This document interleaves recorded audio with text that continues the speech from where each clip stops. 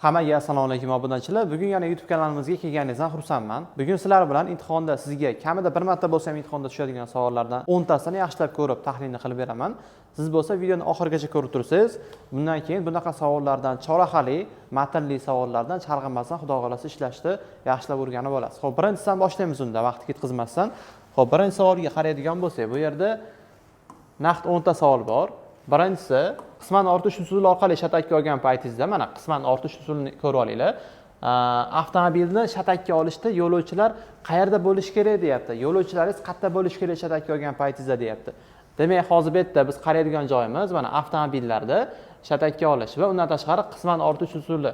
Mana shu so'zlarni eslab olinglar. Imtihonda shunaqa keladigan bo'lsa, shatakka oluvchi mana, shatakka oluvchi avtomobilda kabinasi bo'lishi kerak bo'ladi. Shatakka oluvchi, olingan emas. Shuning uchun mana shu ikkinchi javob to'g'ri bo'ladi. Men hozir sizlarga xuddi shu savolni kalit so'zini ham chiqarib beraman. Masalan, mana xato bosib qo'ydim, xato bosadigan bo'lsa, mana bu yerda oluvchi kabinasi degan so'z kalit so'z bo'lib chiqyapti. Buni yozib ketinglar yoki eslab qolsanglar ham zo'r bo'ladi. Imtihonda keladigan savollardan biri mana shu. Ikkinchi savolimizga o'tamiz. Xo'p, bu rasmli savol. Qaranglar, qaysi javobda ruxsat berilgan harakat yo'nalishi to'g'ri ko'rsatilgan deyapti. Ruxsat berilgan yo'nalishlar qaysi biri? Bu yerda qayrilib olish joyi deyapti. Agarda qayrilib olish joyi bo'ladigan bo'lsa, mana bu yerda to'g'ri bir, ya'ni to'g'riga buyuruvchi belgi ham turadigan bo'lsa, siz nima qilasiz?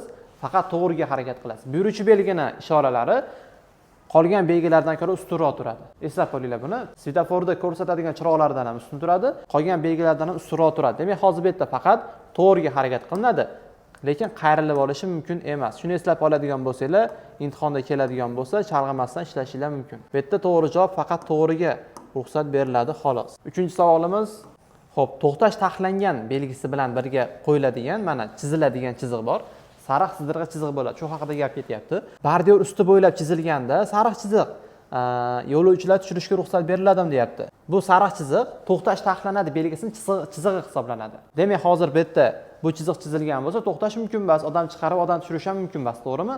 Lekin yo'nalishli transport vositalar bor, masalan, avtobuslar, taksilar, ularga shu yerda to'xtab odamni olgani yoki odamni tushirib olgani ruxsat beriladi. Faqat belgilangan yo'nalish transport vositalariga ruxsat beriladi degan javobni to'g'ri deb tanlaysizlar bu yerda. Shu to'g'ri chiqadi. Keyingi savolimiz. Xo'p, temir yo'l izlarini, ya'ni temir yo'lning izlari qayerda kesib o'tishga ruxsat beriladi? Temir yo'l izlarini ko'pchilik o'ylaydiki 1000 metr, 500 metr shunaqa javoblar qo'shib qo'ysa, ular to'g'ri deb o'ylab qolishadi, lekin xato bo'ladi. Bu metrga daxli yo'q. Sizni qayerdan o'tishingiz belgilab qo'yilgan joydan bo'ladi. Mana kesib o'tish uchun belgilab qo'yilgan joydan kesib o'tasiz. Boshqa javoblar hammasi xato. 5-savol. Xo'p, chorrahadan ikkinchi bo'lib kim o'tadi deyapti. Chorrahaga qaraymiz, rasmiy kirib olib. Chorrahaga qaraydigan bo'lsak, bu yerda birinchi bo'lib o'tadiganini ko'rib olamiz. Asosiy yo'lda ko'k bilan qizil avtomobillar asosiy yo'lda ekan. Demak, ikkala avtomobil asosiy yo'lda bo'ladigan bo'lsa, qaysi bir birinchi yuradi? Siz chapga burilayotgan bo'lsangiz, to'g'risidagi avtomobil doim o'tkazib yuborishingiz kerak. Chapga burilayotgan avtomobil to'g'risidagi avtomobilni nima qiladi? O'tkazib yuboradi. Demak, hozir bu yerda birinchi bo'lib qizil o'tib oladi, ikkinchi bo'lib ko'k chapga burilib oladi, uchinchi bo'lib-chi? Uchinchi bo'lib sariq va yashil avtomobillar bo'lyapti. Mana yashil ham chapga burilyapti, to'g'risidagi sariq o'ngga burilyapti, to'g'rimi? Demak, sariq uchinchi bo'lib o'tadi. Oxirgi bo'lib yashil avtomobilni nima qilsa bo'ladi? Harakat qilsa bo'ladi. Demak, ikkinchi bo'lib bu yerda ko'k avtomobili sariq bilan birga deb javob berasizlar. Qaysi holatda avtomobil ag'anab ketishga qarshi turg'unligi ortadi deyapti. Xo'p, ag'anab ketishga qarshi turg'unligi qachonki yuklaringiz mana pastga joylashadigan bo'lsa, tepaga qarab qo'ya olmaysiz, yonga qarab qo'ya olmaysiz. Bular hammasi xato bo'ladi. Og'anab ketishiga sabab bo'ladi. Demak, bu yerda faqat og'irlik markazi pastga joylashganda bo'ladi. Mana shu joyda yaxshi xabarim bor, aytib o'tib ketay. Bizni onlayn yoki offlayn tarzda ekspress kurslarimizni o'qisangiz bo'ladi. Bu kurslar kim uchun? Imtihonga yo'llanmasi borlar, yaqinda imtihon topshiradiganlar yoki oldin kirib yiqilib chiqqanlar bo'lsa, qo'shilsanglar bo'ladi. Bu kurslarimizni o'qiganingizdan keyin imtihonni o'tishingiz kafolatlanadi. Ya'ni siz prava imtihoniga nazariy tomonlama tayyor bo'lib kirishingiz mumkin bo'ladi. Va aynan mana shu YouTube videoni ko'rdim deb aloqaga chiqadigan bo'lsangiz, sizga katta chegirma qilib beramiz. Murojaat uchun mana shu nomerga aloqaga chiqing yoki videoda pastda opsiyaniyada bizning Telegram kanalimiz bor. O'sha orqali kirib turib, natijalarimizni ko'rib, bizga murojaat qilsanglar bo'ladi. Endi davom etsak bo'ladi. 7-savolga keldi. 7-savolimiz mana hamma tasmalar band bo'lgan paytda serqatnov harakatlanishda siz qanaqa qilib qayrilib olishingizga ruxsat beriladi deyapti. Ya'ni siz qayerdan qayrilib olishingiz mumkin degan savol kelyapti. Imtihonda keladi mana shu savol. O'sha paytda sizlar harakat qilayotgan paytingizda qaysini javob tanlaysizlar, istalgan paytda ruxsat etiladi. Masalan, chap tasmada harakat qilayotgan bo'lsangiz, o'ng tasmada bas, o'rta tasmada bas, chap tasmada kelayotgan bo'lsangiz, istalgan paytingizda ruxsat berilgan joydan qayrilib olishingiz mumkin. Demak, bu yerda hech qanaqangi sizga cheklov yo'q. Avtomobilda serqatnov bo'lsa ham, probka bo'lsa ham farqi yo'q. Haydovchi qayta tizilishdan oldin, mana harakatlanish yo'nalishini o'zgartirishdan oldin nima qilish kerak deyapti. Buni kalit so'zini aytaman, oson topish uchun. Xavfsiz bo'lishligi, xalaqit bermasligi kerak bo'ladi. Bo'ldi, mana shu javobni eslab olsanglar, qolgan javoblar hammasi xato. Ko'pchilik mana barchasi deb qo'yadi, o'sha xato bo'ladi. Hozir men barchasini bosaman, mana yerda kalit so'zini o'zi chiqarib beradi. Xo'p, mana kalit so'zi xalaqit bermaslik degan so'z kalit so'z ekan bu yerda. Javobi bo'lsa, men birinchi rasmda aytganimdek, xavfsiz bo'lishligi, qolganlar xalaqit bermasligi degan javoblarni eslab olsanglar, imtihonda shu to'g'ri keladi. 9-savolimiz. Tos suyaklari singan paytda meditsinaga oid bo'lgan savoli. Tos suyaklari singan paytda birinchi yordam ko'rsatish haqida gap kelyapti.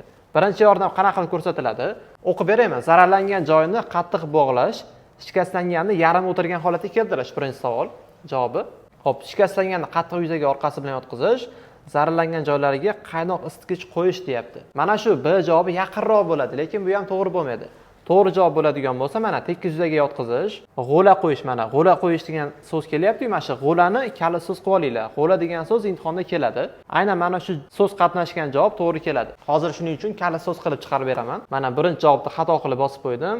Endi kalit so'zi g'o'la bo'lyapti mana. Shu kalit so'zlarni iloji bo'lsa yozib ketinglar yoki biz test platformamiz orqali ishlaydigan bo'lsanglar, bunaqangi kalit so'zlarda osonroq ishlashingiz mumkin bo'ladi. Ya'ni imtihon savollariga tayyorlanishingiz nisbatan osonlashadi. Xo'p, veb-sayti nomi bo'ladigan bo'lsa, Google'ga yo'l qoidasi.uz mana xuddi shunaqa qilib joy tashlamasdan yozadigan bo'lsanglar, saraza chiqib keladi. 10-savolga o'tamiz oxirgisiga. Sanab o'tilgan shartlardan qaysi birida transport vositalaridan foydalanish taqiqlanadi? Xo'p, taqiqlanadigan so'rayapti.